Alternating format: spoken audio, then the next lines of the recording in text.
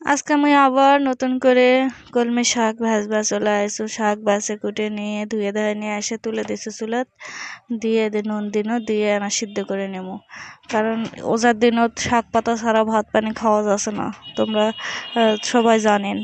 তো hello everyone, আসসালামু আলাইকুম। তোমরা সবাই কেমন আছেন? আলহামদুলিল্লাহ, মুইও ভালো আছি আমার ফ্যামিলি নিয়ে। ওইটানি শাকগুলা তেলানি দেওয়া হয়ে গেছে। মুই এটি আবার তরকারি কুটে নিয়েছো, নতুন পোল্লা আলু মাছ দিয়ে ঝোল করবো। মুখ খুবই ভালো লাগে পোল্লায় সিজনের নতুন নিয়ে আলো তে পোল্লা করতে করতে দেখো আমার ছেলের বাপ আবার হাটতে আলো ডিম কিনে নিয়ে আইছে। সেই হলো হাঁসের ডিম বেটির তনকে কিনে নিয়ে আইছে। তারপরে হচ্ছে কুষারের রস নিয়ে আসে, নিয়ে আসে মোর সাথে করছে যে ডিমগুলো আমি কিনো 50 টাকা করে, হাটত বেচলাম এখনই 100 টাকা লাভ করা পানো হনি। তা মুই তো বেশ মানে মুই তো মোর বেটির তনকে কিনেছো কয়ে নিয়ে আনো। মানুষের হাত পা ধরছে নিবা তনকে হাঁসের ডিমের বলে এত অভাব পড়ে গেছে। তো কি আর করবো, সাথে নিয়ে আসে হলো এই কুষারে ওয়াশ নিয়ে আসে মোর সাথে আবার ফাইজলামি করছে। তো মো আনা ফাইজলামি করছো কথাবার্তা করছো দেখাই পাচ্ছেন। তে করে উঠে ওজা থাকে মোর মুখ দিয়ে কথা বাড়াছে না, মোর সাথে বেশি বেশি পেশাল করছে, ইয়ার কি মারছে ফাইজলামি মারছে কি কমু আর। মোর মোর কষ্টটা আর বুঝলো না, বুঝে পাইছেন।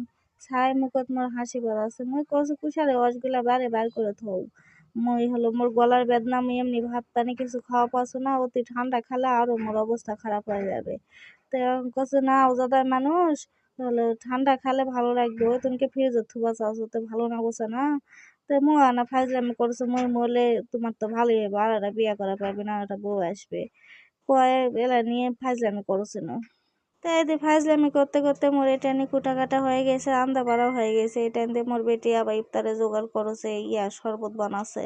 মোর বেটি বাইরে থাকে মোর এত ভালো হয়েছে, সব কামত হেল্প করে মোক। ইফতারে জোগাল আবার কি মোর বেটি শরবত বানাচ্ছে, মেয়ে না ওই যে বুটকালাই আন দিছে না, তারপর হচ্ছে ওই থোর আলু দিয়ে ভাজি করেছো আনা কালকার তরকারি আসলো, তারপর হচ্ছে ওই মোর মিষ্টি কদু ভাজিছো। তো ওলাই নিয়ে খাওয়া বসেছো। আর এটা নিয়ে মুই তো অসুস্থ মানুষ, তোমরা তো জানেনি।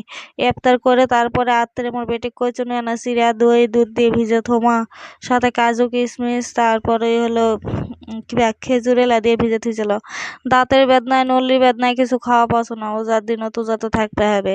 কয় মোর বেটি ভিজে থুইছিল, সে মেয়ে আবার পোয়াতে উঠিছু খাবা তনকে উঠে মুখ হামেলা পাচ্ছ না বেদনায় হামেলা পাচ্ছ না, অঙ্কা করে খাওয়াছু কি আর করা যাবে। ওজার দিনও তো ওজাতে থাকতে হবে নাকি, যে কোনো ভাবে ওজা থাকতেই হবে। তে তোমরা মোর এই এক না ভিডিওটা তোমার করে কিনকা লাগলো, আর তোমার করে গলার বেদনা